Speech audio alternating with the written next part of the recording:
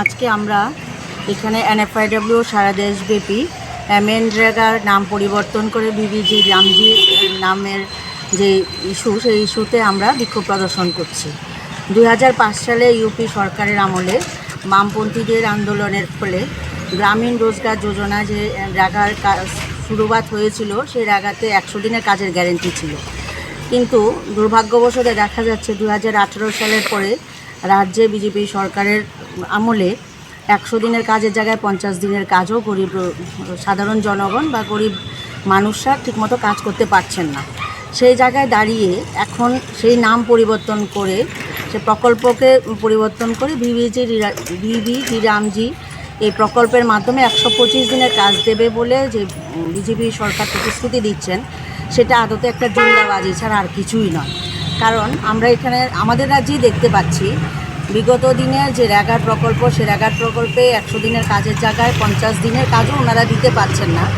গরিব সাধারণ মানুষের কাছে টাকা পয়সা প্রায় নেই বললেই চলে। সেই জায়গায় দাঁড়িয়ে 50 দিনের কাজ না দিয়ে 125 দিনের কাজ দেওয়া হবে, সেটা টোটালি ভাওতাবাজি ছাড়া আর কি হতে পারে। সেটা পুরোটাই জুমলাবাজি।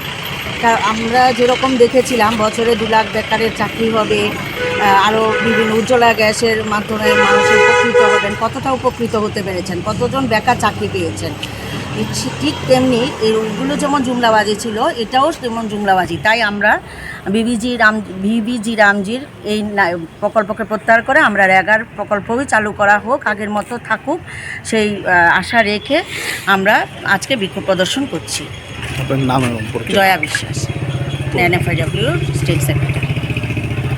ভারত যুব ফেডারেশন, সারা ভারত ছাত্র ফেডারেশন এবং ভারতের জাতীয় মহিলা ফেডারেশনের যৌথ উদ্যোগে আমরা যে একটা ইস্যু নিয়ে আজকে বিক্ষোভ প্রদর্শন করছি, এটা আমাদের সারা দেশে এবং বিশেষ করে রাজ্যে সবাই কম বেশি জানে যে সম্প্রতি দেরাদুনে ত্রিপুরার একজন কৃতি ছাত্র অ্যাঞ্জেল চাকমা এবং তার ভাই মাইকেল চাকমা, যারা দুজন ওখানে পড়াশোনা করেন, তো ওখানে জাতি বিদ্বেষীরা অ্যাঞ্জেল চাকমাকে খুব বাজেভাবে অপমান করে। তখন সে তার প্রতিবাদ করে এবং সেই প্রতিবাদ করার ফলে তাকে নির্মমভাবে মারা হয়, ছুরিকাঘাত করা হয়। তার জন্য তাকে হসপিটালে ভর্তি করা হয়, শেষ পর্যন্ত সে মৃত্যুবরণ করে। আমরা প্রথমেই এই 3টি সংগঠনের পক্ষ থেকে তার এই নির্মম হত্যার নিন্দা জানিয়ে তার স্মৃতির প্রতি শ্রদ্ধা নিবেদন করছি এবং তার পরিবার পরিজনদের প্রতি সমবেদনা জ্ঞাপন করছি।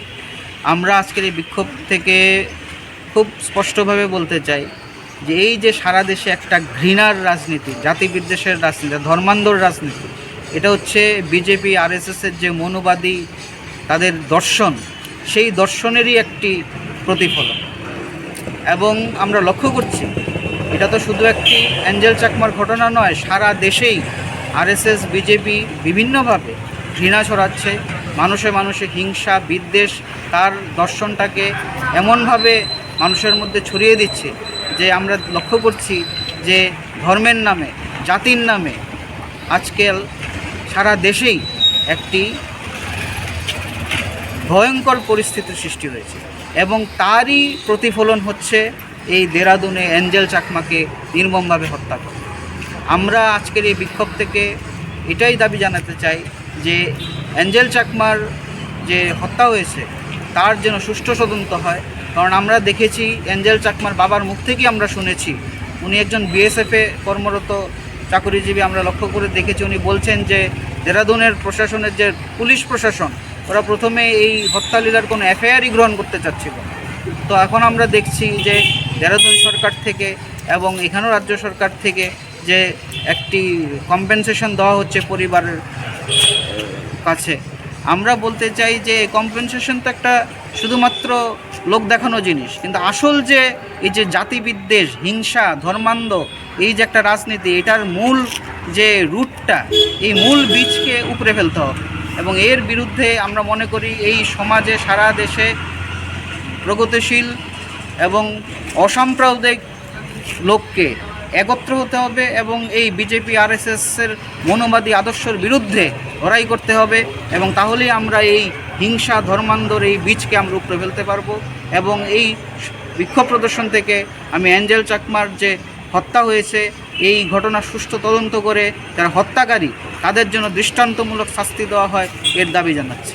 আপনার পরিচয়টা? বিক্রমজিৎ সেনগুপ্ত, রাজ্য সম্পাদক, সারা ভারত যুব ফেডারেশন।